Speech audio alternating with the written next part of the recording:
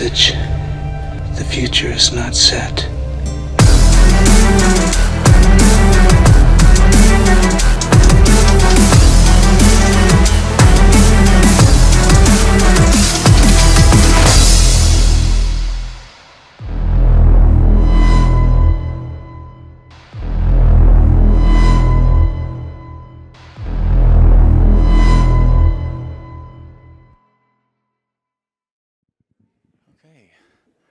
Hi, can everyone hear me okay? Perfect. So it's noon, so we can go ahead and get started, but very intimate group today, so definitely appreciate everyone coming out. Before we get started, before we dive into the bulk of the conversation, you know, I always think it's great when you talk with different security teams and the new boss always comes in and we start with icebreakers. Who doesn't love that, right? You know, the opportunity to really get some hard-hitting information. We did one last year. I was actually in the middle of a reorg, and we had a brand new exec come, and he had the opportunity to ask a very interesting icebreaker, if you will, especially to a sea of security individuals. He asked, if you were to have a superhero or a fantasy character be your avatar, if you were to say, who would you be? Why? You know, obviously you go around and everyone starts to hit the casual Superman, a lot of Batmans. You know, I think that probably speaks a little bit to security as a whole. We think of ourselves as vigilantes or, you know, whether we just really like the Dark Knight as well. Few Aquamans, which always raises a few eyebrows as well. And when it got to me, I kind of had the opportunity to just do something different. Everyone was choosing superheroes, DC, Marvel. I went with Aragorn. You know, if you're a Lord of the Rings fan, you know, maybe saw yourself in the Middle Earth. The reason why I chose that was, yes, he has that main character energy, very much so. As part of the Fellowship, he represented that. But one of the things that I really also saw was he was a servant leader. You rarely see that in superheroes. You see them being the saviors. You see them taking the glory. You see them considering that aspect. But when you talk about Aragorn, when you talk about his entire role, it was, how can I better the team? I think a lot of managers lose that across the board. And so as we're talking a little bit more about our conversation today, when I talk about some of the elements that I'm going to be diving into, empathy, bias, fear, one of the things I want everyone to think about is, what character would you be now knowing that? And if it's still Batman, that's a great choice. He has all the great gadgets and a budget to support it as well. But before we dive in as well, I want to introduce myself. My name is Alex Bates. Currently, I'm a director of information security for a global communications company called Cinch. We're based out of Sweden, overseeing security operations, product security, GRC, as well as engineering. And so before that, really got my start in consulting. Was at both KPMG and EY, doing a lot of their cybersecurity practice, advising top 50 Fortune 100 companies as well, just on continuous efforts and the maturity of those programs. So thank you all for being here. Thank you, CypherCon, for hosting me as well. And we'll go ahead and get into some of the material from there. Kind of going back to some of that icebreaker, one of the areas that I really like to dive into is the paradox of being a security professional. Very much and this is why I believe there's a huge military influence as well into security, but it's not only being a protector, but you also have to very much be an enabler. And so walking that line, you consistently have to say, am I doing too much or am I not doing enough? And it's a consistent debate internally. And it's a consistent debate from a business side because is there money to do what I want to do as well? Are there resources? Do we even have the process in place? And so as we think about ourselves as professionals, as we think about ourselves in the consideration, whether you started in a SOC, whether you started as a pen tester, or as a GRC analyst as well, the best leaders are the ones who really remember those decisions, that level of stress at each part of the process, each part of the journey that promoted you throughout your role. And it's always the execs or the heads of security who tend to forget what it's like fighting an incident, who tend to forget how much exhaustion and pressure and stress that can create, especially from resource burnout. The goal that I've always focused on within my leadership, but also just talking to teams is understanding, baseline understanding, just like baseline security controls to say, your job is hard. Let's try to make it a little bit easier by not adding just that heavy people element and those deliveries there. So a big thing that I always like to do is just to talk about, this is just a photo of obviously a samurai, but there's something called the warrior's repose. And the warrior's repose is, when do I stop fighting? When do I stop worrying about forensics? When do I stop worrying about the dashboards? And in many ways, many organizations will say, you don't. But it's when you have the opportunity to really dive in, find that relaxation, but also understand where your limits are as a professional. That's when you can kind of start to develop a little bit of those, considerations to say, I've done what I can and what I can control today as well. Again, diving into the paradox of being a leader, being also an individual within a security team. The biggest aspect is we have to be a protector and an enabler for the business. So this isn't only just looking at the people aspect, but looking at our executive teams, looking at the strategy, looking at the roadmaps that we have to execute, and really dive into saying, how can I do this? How can I mitigate risk? And risk in business is always one of those areas that you throw out. What is risk? What is a business risk? What is security risk? What is an IT risk? You ask an engineer, you ask anyone within the SOC, you'll say, if anyone could actually patch, then we would have less risk. That usually falls on deaf ears in many ways. But the one way that I've always tried to justify risk, especially in the IT world, is what could go wrong? Help me understand what could go wrong, right? And so when you're balancing that level of risk, that's when you start to identify those risk appetites, areas of executive managements, and it always changes by the boss that you have. The other aspect is just understanding that as a security professional, whether you're in the management side or still very much building your career, it's a consistent tug of war to say what we should do, what I would recommend, or what the business is actually going to do. And so the biggest way that I've always tried to understand and simplify that within my own mind is my job as a security professional is to raise the flag. And when there's enough flags, people will eventually listen. And again, if there's the lack of investment, the lack of support, that's why risk management comes into the case, and they get to accept those risks that I pointed out in many ways. But it's one of those areas that it's hard.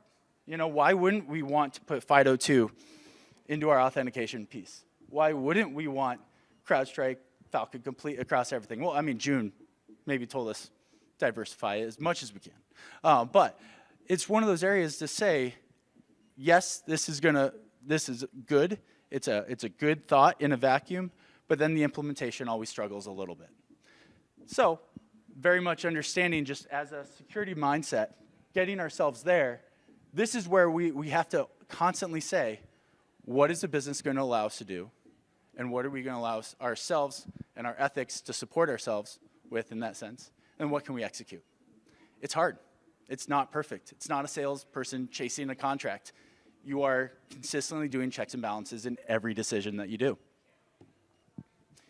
Now we go into the bulk of the conversation. Talking about empathy. And you'll hear me talk about bias, and you'll also hear me talk about sympathy and fear in many ways. Empathy is always the consideration to basically acknowledge what has happened. You don't necessarily need to say, oh, I get it, I've done that. You can say, I understand what you're saying. And so as a manager, or even as from the staff perspective, being able to meet someone and say, hey, I've just put in a 13-hour day, working on just PowerShell scripts right now. Is there a way that I could, take some time? Is there a way that I can understand I'm burnt out? When you talk about the manager side of it, you need to look at your resources very much like soldiers. And the manager always consistently wants to go back to that military side, first person on the battlefield, last person off. So there's that manager burnout as well. And I think when you create those lines of communication, when you create that conversation with your teams to look around and realize what the team is going through, that's when you actually start to build trust. When you say, we're getting through it and we're getting through it together, instead of, I'm going to make sure you guys get through it type of thing, it eliminates huge barriers. And I'll talk about that in the next slide. Sympathy is also going to be something that a lot of people talk about, but it's as equally negative as it is positive. Sympathy, in many ways, is saying, I'm sorry.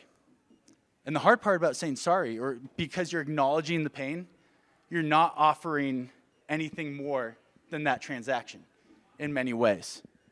And that's where, again, answering with empathy, considering that aspect of, I understand, versus I'm sorry, it opens the door to say, I understand you're dealing with stuff. You have a family. I understand you're dealing with stuff. Potentially you have other priorities that are also equally as important to you in the hours that you don't work as well. And then the last part is, I understand you're human. You're not a machine. You're not AI. And one day AI will also ask for empathy, I'm sure. And then the last aspect, I'll talk about it in the next slide, but talk about fear. You know, examples of empathy, sympathy, and fear in many ways is, again, like I talked about, fighting an incident. When you're going through containment and discovery and containment, it's impossible to know where the milestone is. Where is the touchdown? In many ways, someone once explained it to me of fighting a fire. You don't necessarily have to show that all the fire is out, but you have to try to point out where the coals are. You know, if you can say that, there's a level of containment. But then things pop up. All of a sudden, you get another notice at 1:14 in the morning from your SOC, from your MSSP, from your EDR, and you have to dive in and start the entire process over. The empathetic leader would say, let's do it. Whoever can raise their hand and get into it, let's do it. If you can't, that's okay. We'll figure it out. Join when you can. The sympathetic leader is going to be the one who acknowledges something when it's out of their control. Again, personal aspect, death, life challenges, but also from a professional side, when layoffs happen. How do you handle stress? How do you handle that from a leadership aspect to acknowledge that sometimes there's a business decision that's above your control? Again, the sympathetic leader would say, I'm really sorry. The empathetic leader would say, I understand the frustration. Let me know how I can help. And then the fear. Now, the fear is always going to be the element that a lot of people initially go to in their tool belt because that's where they get the most bang for buck. They say, get this done or else. Get this done or it will go on your performance review. Get this done by end of day or we're going to have a talk. You know, end of day is always one of those areas. When does the day end? Who knows? But if there's those threats, if there are those considerations to say, how am I going to get through this by the end of the day without the actual recourse or without understanding from the manager, you are just working in a vacuum. And that's hard, specifically at even the manager director level, because you have corresponding relationships up to executives and also down to your staff. And so I think this is a valuable thing to always understand. How am I going into a situation, whether it's going to be with empathy, whether it's going to be with sympathy, whether it's going to be with fear? At the end of the day, I've seen quite a bit of success with folks just having the opportunity to say what it is and acknowledge it and try to look for solutions instead of going to the easy solutions with sympathy and fear. Now I'm going to talk about the role of bias. When I was at actually EY, they sent us to all those type of summit leadership trainings, and in that meeting, we actually had a chance to meet with some of Yahoo's think tank for strategy. And they talked about bias, and they talked about unconscious bias. Now, when you think about what unconscious bias is, it kind of starts to spin in your head. Well, it can be anything. You know, I'm prejudging anything. So he went and told us a story. And the story basically starts that a father and son were in a tragic accident. As they were taken to the hospital, the father didn't make it, but the son did. As the son is rolled up into the operating room, the doctor approaches, and the surgeon immediately says, I can't operate on this individual. "They are my son." And he stopped, and he froze. And he asked the same question I'm going to ask you, but he goes, "What's the situation?" So I guess to the audience here, any answers on what the situation is? Yeah. In many ways, yes. Everyone went throughout the room, and basically everyone gave different answers. Everyone said, "Oh, it could be the father's partner. It could be the father actually didn't die. He actually ended up being in the hospital somehow, and it was someone else driving him in that moment." But it was right. And so thank you for the solution. The answer is the surgeon was the woman's or the son's mom. And immediately when you hear the story, why would you immediately assume it wasn't the mother? 3 out of 10 surgeons are women. 1 out of 10 surgeons are openly saying that they have a different sexual orientation as well. And so immediately you're starting to play a numbers game before the decision, before the story played out. And it's an example of bias developing and presenting itself. And so before this story ended, before the answer was given, and thank you, by the way, you already had something in your mind. Now apply that to security. We are all a sum of our actions and experiences. What do we usually go to from fighting an incident? We go to playbooks that we created based off our incidents and experiences. And so if you think about that, when you start to think about resource management and talking to folks, it actually becomes almost an inhibitor to you to immediately go to your well of experiences and information. The average leader in many incidents has to prove themselves wrong before they prove themselves right while fighting an incident, especially with threat actors now, with some of the techniques that we've been seeing, the IOCs from Salt Typhoon, from Scattered Spider. These are smart teams that are doing different flavors of the same work. But we haven't experienced a lot of this before.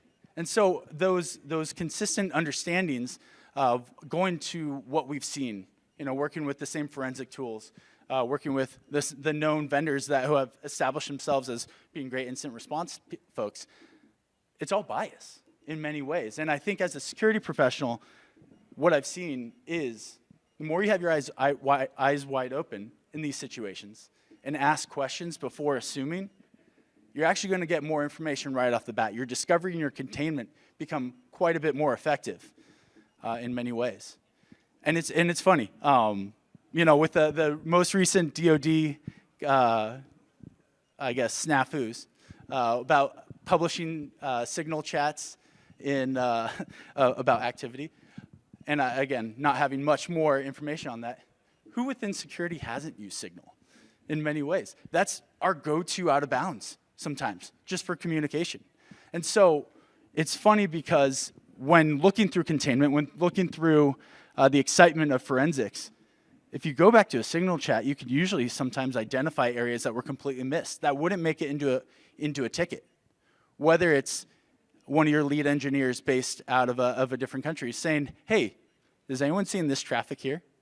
And all of a sudden we're caught pulling on another string and we completely miss what was being said because of the excitement and because, we already made the judgment that that information, that little crumb potentially wasn't important. And so it's consistently being a sponge, consistently having your eyes wide open and helping you fight the incident, really, as an incident commander, that could help you be a little bit more effective. And so just going back to the understanding the role of bias, it's hard because innately as humans, we assume.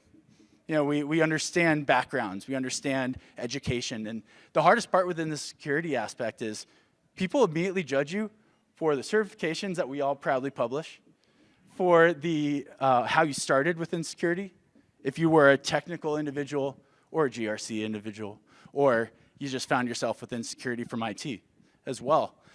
It's all judgment.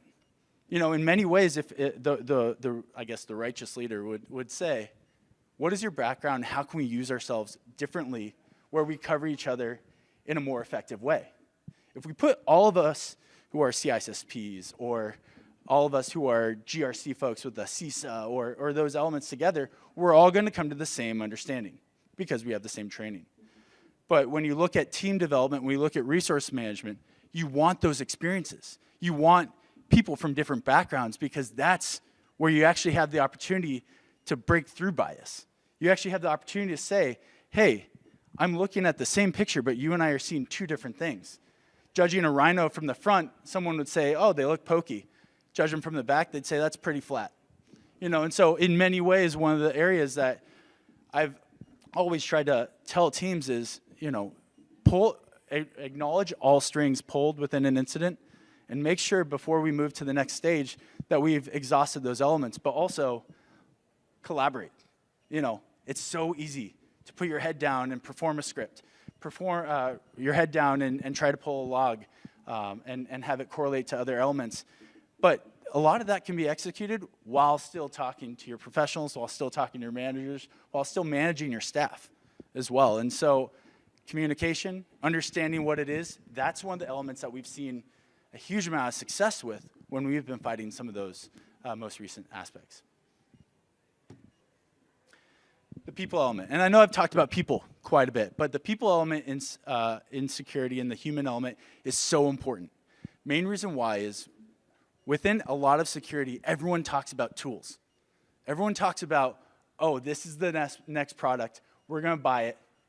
We're going to implement it. And it's always a little bit harder because the POCs make things just look so good. And then it goes and sits on a shelf, and it's just tech debt at that point. And so in many ways, the huge aspect of people is always underscored. It's always how's our process and what's our investment in our tools. Again, going back to the people piece, the fact that everyone is here trying to sharpen that tool a little bit is always important. But it's also that day-to-day, business as usual training that tends to fall off.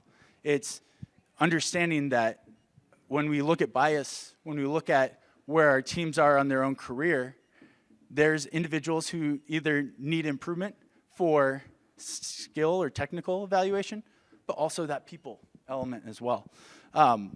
There's no really good way to manage. Management as a whole is an absolute construct because a lot of the professionals as a whole, they start by just starting their career as an engineer, and then they got really good at being an engineer, and then they got promoted, and then all of a sudden they have 6 staff underneath them without the ability to train, without some of these skills, without some of these techniques. And so that's where, in many ways, if you don't have those resources available to you within the company, you go back to what worked for you. How would I have liked a manager to handle me? One of the areas that I started with early in my career was trying to mold myself to each boss. If I had a boss who was very binary, yes, no, and worked 14-hour days, I would do the same because that's how I knew he worked, and thus I'd probably get a good review. But on the back end, I wasn't really allowing myself to express and understand how I like to lead. If you're consistently striving to the next manager, you're just going to be a compilation and amalgamation of managers. So that's where I ultimately had an opportunity to kind of understand and reflect about why have I had success? And in many ways, I understood my cliche. Do I love the technical side? Do I absolutely love working with security teams and getting teams out of their shell? 100%. But I also love explaining technical things in business terms. Being in the boardroom, talking to the CFO, and understanding when their eyes are starting to glaze over, that maybe I need to pivot and pull back because he's not really worried about patch management and what a CVE or exposure really means. He's looking at dollars.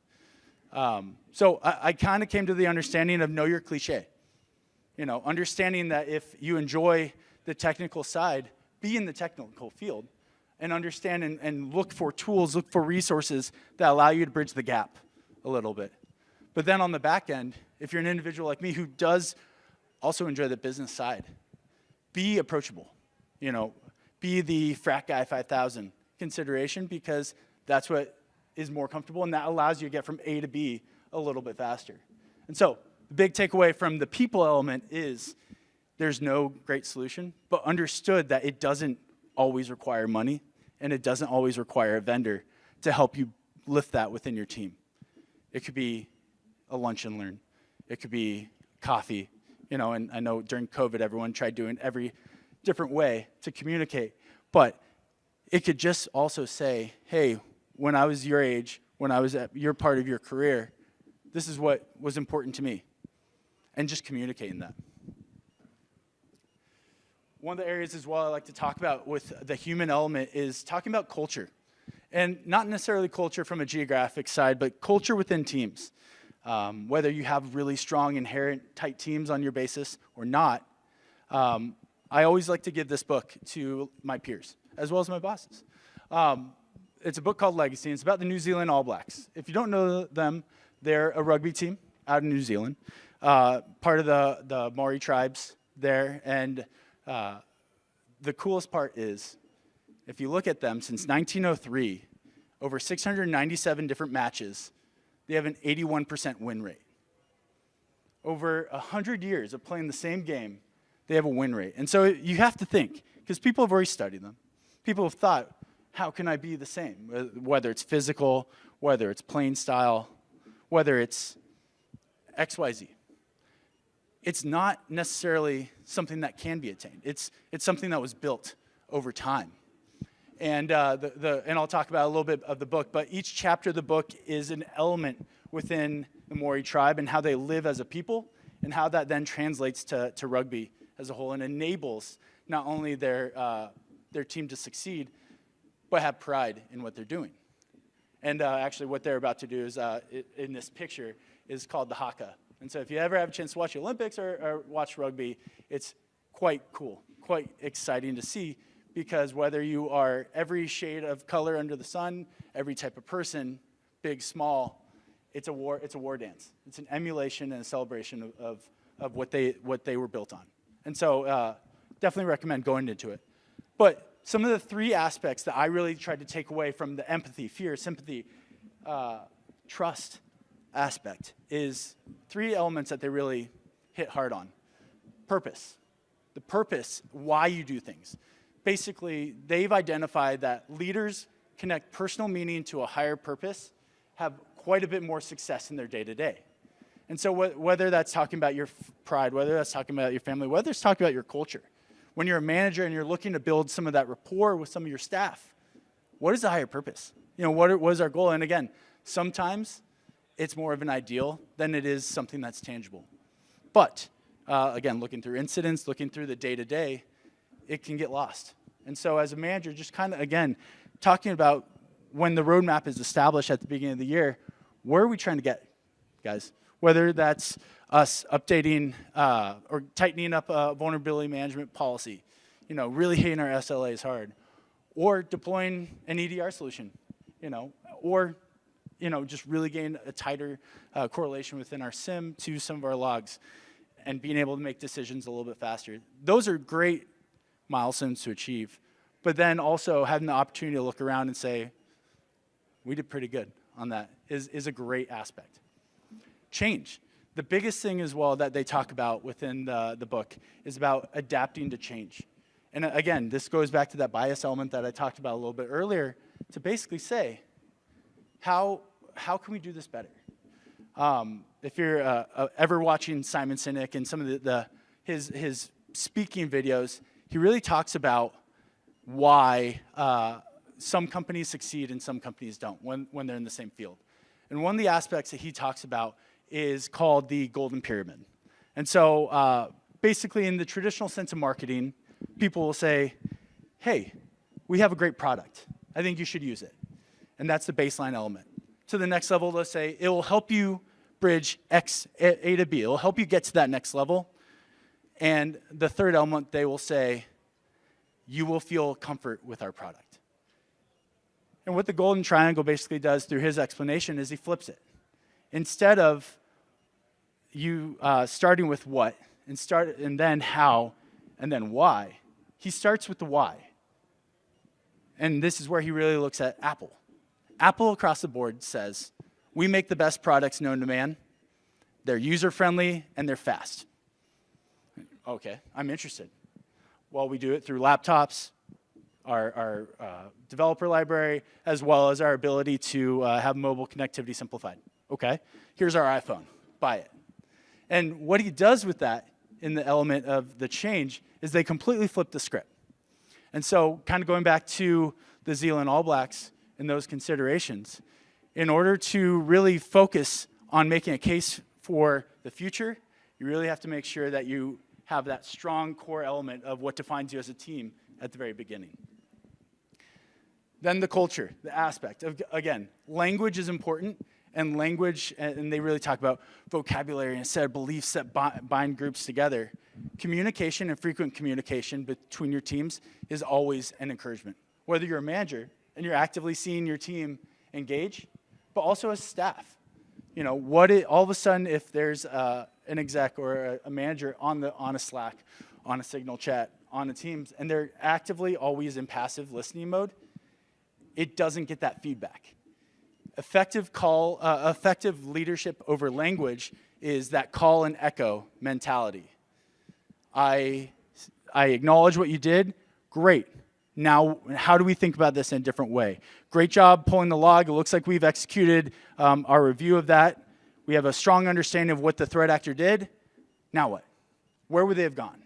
And so what it does is it empowers your team to also start to think about the next level. Where if they said that they completed the log, it's a yes, no, I've completed my work. Now I'm going to sit here and twiddle my thumbs. And so one of the areas that they talk about in the book is language as an enabler for you as a manager to really go to that next level and have some of that success. On this part of the presentation, I really start to always talk about, again, going back to the staff.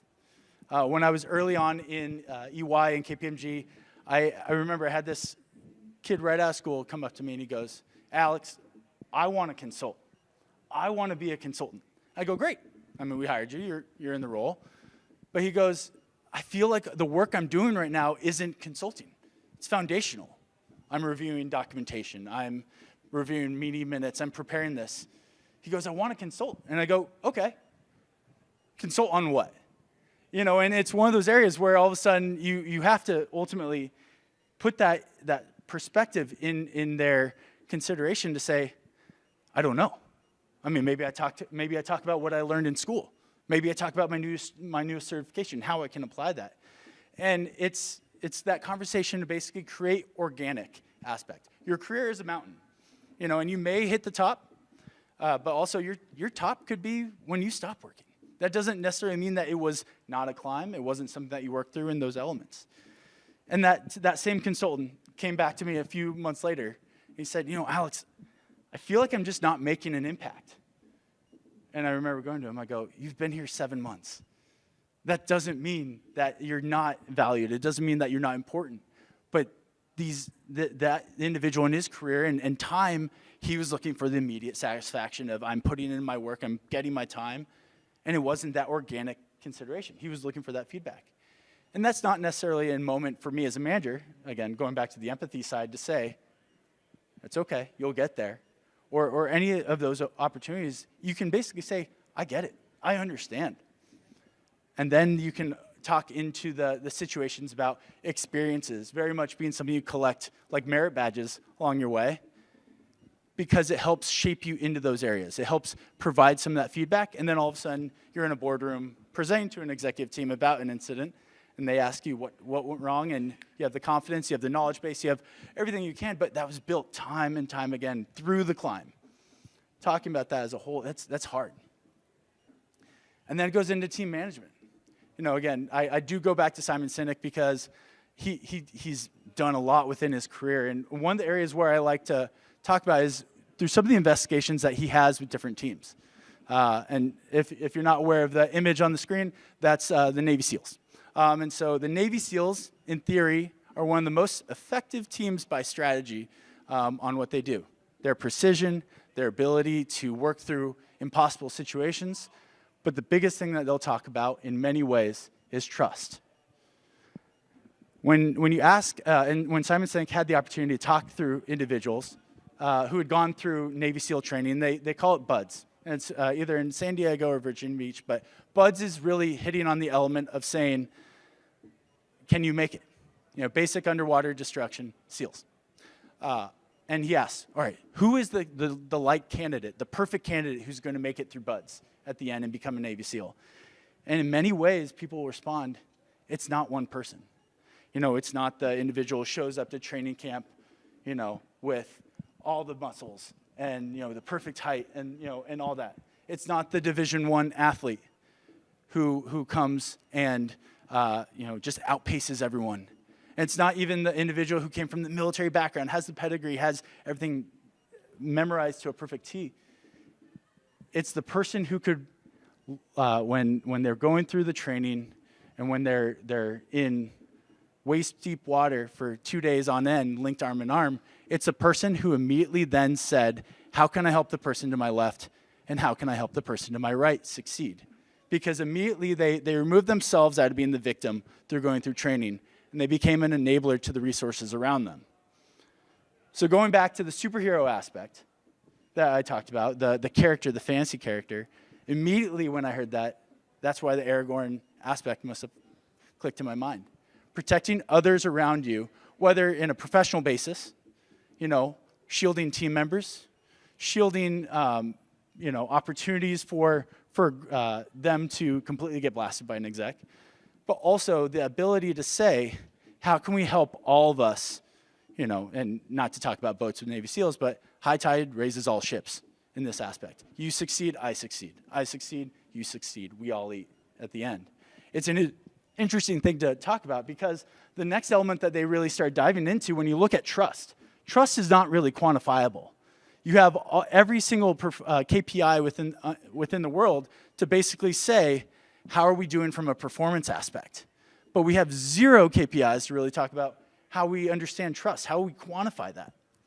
And so one of the aspects that they did, and he draws this chart, and he basically said, high performance, low trust, high performance, high trust. Everyone wants the box in blue.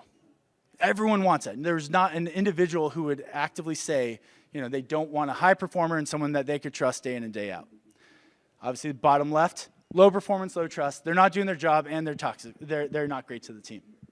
Now, an interesting thing that they said is the area in the top left for high performance, low trust. Everyone knows who that person is on a team. It is the individual who works themselves to the bone, who also doesn't talk or collaborate with other teams. That box is a toxic leader. We've all had them. We've all seen them in teams, and in many ways, the Navy SEALs would say, I would actually take someone who's a medium performer, who I trust, versus having someone who's a high performer and that I don't trust in that sense. And again, going back to that element, why would you say that? As a high-performing team, wouldn't you want your KPIs met? Wouldn't you want the work done? And it's not what they were saying in that consideration, but what they're saying is, I would trust you with my money, I would trust you with my house, but I wouldn't trust you with, with weaknesses or opportunities where I'd be putting myself in an emotional state of higher distress. And so it's just an interesting collaboration because if you think about it, trust drives the team performance and engagement. Trust keeps the team together. Keeping those individuals on your team who are in the green, these are the individuals that keep glue together, that keep your team day in and day out functioning. Introducing consistent high performers with that low trust element, that low collaboration element, that's where actually teams start to dissolve and isolation and silos tend to start popping up. The last aspect, kind of talking about some of the next slides is really trying to avoid the trap of bias. All of us here in the Midwest probably can recognize traffic, especially if you've been trying to get into Chicago at all. They always say there's two seasons. There's winter and construction. It's just always traffic, trying to get in. But the biggest thing is, as I dive into the next slide, is understanding that bias is always going to be something that can also stop you from having growth. Not just being aware of it, but also when it comes to decisions as well as steps that you have to do as a manager, not acknowledging bias can also be an undermining activity. Main reason why, bias can also lead to decision paralysis. If I've already made a decision and all of a sudden, or if I've made an assumption, or if I made an understanding, and I have a decision to be made on the basis of what needs to occur, what needs to be done for the department, what needs to be done for my day-to-day, you can actually start to second guess yourself in many ways as well. If you're looking at every single detail instead of just the binary yes, no, left, right aspect, it is shown that if you have too many options, you actually fail. It can also create a resistance to change. When you talk about integrations between teams, when you talk about mergers, acquisitions, when you talk about hiring individuals as well, and when you bring in a new perspective, that all of a sudden becomes a point of contention, a point of friction within your element. And so the leaders who really rely on previous successes as a team, that's why I always think it's funny at the end of the year for financial reports, they always ask about security a little bit. And it's like, well, that was last year. This report came out 3 months after into the new year. We already have a new strategy. We're a new team, ultimately. And not understanding that change is inevitable. Resources leave, tools change, vendors come and go outside of your ecosystem. It's holding on to those situations where all of a sudden you end up with a SolarWinds aspect from like 2019. Or some of those areas where aging technology gets you in more trouble than not. And then bias can also understand just the trust and morale of the team. If you have a bunch of individuals who just came back from DEF CON, just came back from RSA, and they're like, hey, there's some really great technology out there, and your strategy and the way that you've protected your defense in depth aspect, your roadmap, you are trying to operate off that model, it can actually also be, again, an inhibitor to your team, because then your staff realizes they can't continue to bring new ideas. They can't continue to meet with vendors to say, what does your product do? Those messages go unanswered, and then also it doesn't allow your staff the opportunity to grow and proceed a little bit further as well. The last aspect here, again, is we're going to talk about aligning security, again, with business objectives. I talked about the paradox of being a security professional as a whole, where you must protect, you must enable, you must talk through empathy, you must talk through all of that. The biggest thing as well is people are going to consistently remind you to say, how does this align with our business objectives? Does your strategy, does your day-to-day, how does it enable us to hit sales? How does it enable us to go to the next layer? And I think as a manager, as a corresponding even resource who's developing, challenging yourself to say, what does this actually mean for the business, and what does this do? So for example, when I talked about FIDO2 a little bit earlier, FIDO2 from an authentication piece, oh man, that's great. You allow those man-in-the-middle attacks to really be limited. It is great. But trying to get a YubiKey to a bunch of sales and marketing professionals is an absolute nightmare. And then they're going to lose them because they were out at a conference entertaining and doing what they do. And so in many ways, when we start to think through that strategy, we also have to think about where can we put the guardrails and where can we allow the teams who are meant to be cowboys as well. Maybe limit their access throughout the cloud environment a little bit more to more of a read-only or just email and SharePoint versus gain them that critical access to some of those key crown jewels or key systems. And again, I think that the biggest aspect is really talking about being organic within decisions. Not saying yes, no as an immediate review, but going to the next level to say, okay, how do we work through this? How do we progress? And letting resources either present their idea in full aspect, whether it's other departments, hearing them out. Hearing that a sales team needs this, hearing that finance needs to, perform this third-party billing system, use that as it connects to your network. And then as a security person, we're then to say, okay, how can we protect it a little bit further? So it's hard, but again, it's just one of those areas as a manager, when you're talking to your staff, when you're talking about roles and responsibilities, trying to also give them those skills and those tools to really help them get to that next level in their career. It's not necessarily being so absolute and saying, hey, you have to get to this milestone, or you have to do this. It's trying to create experiences that are organic, where then your staff have the opportunity to create that consistent performance on the back end. So I know that executives always see security as a blocker. I have a joke about CFOs always being CFNOs when it comes to budget renewals and those considerations. But again, having the ability to understand where they're coming from, having the ability to interpret that and say, okay, this is our runway, this is what we can get done with our funding, let's do it, and then creating that transparency with your team is always a big aspect. Last slide, and I swear I'm almost done, guys. But my call to action for everyone who was able to sit through the entire presentation, I have to say thank you again, is really understanding and listening. Nelson Mandela always said when he was in jail about listening to others and consistently placing yourself as the last person to talk in a meeting. And it's not because you don't want to say your ideas or your thoughts, but what it does is it allows every single person who joined that meeting in order to contribute, say their opinion, feel valued. But the second side of that coin is to say, you've now had the opportunity to interpret, listen to everything, and then whether you can change your opinion or endorse someone else, you actually end up being more supportive than assertive in that measure. And so this aspect of listening first, talking later, is a great support for going back to the New Zealand All Black aspect of one more trait that they said is waka paka. And waka paka is Maori for be a good ancestor.